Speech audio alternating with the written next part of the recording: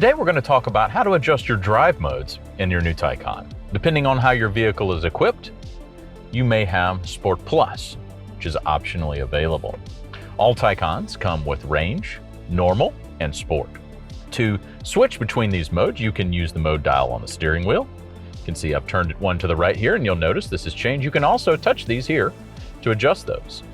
The squiggly line is your Porsche electric sport sound.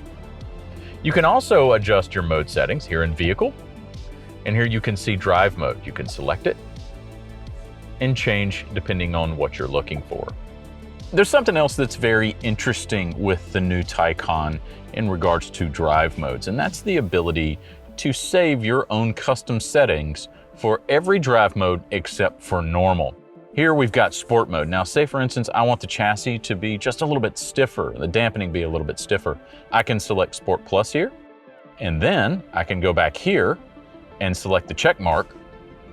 And now Drive Mode Sport has been saved individually. So you can customize the drive modes, all except for normal, to your liking. You can also return back to factory settings by selecting this icon. Drive Mode Sport has been reset to the factory setting. If you have optionally equipped the Sport Chrono package, it comes with a few additional options. One is, of course, the Sport Plus driving mode.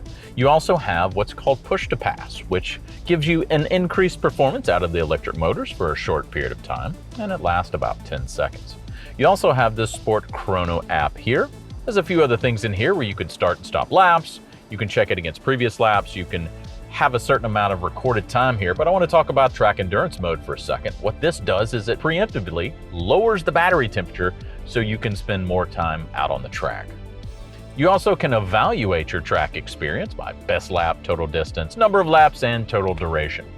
You now can select and configure driving modes in your new Taycan.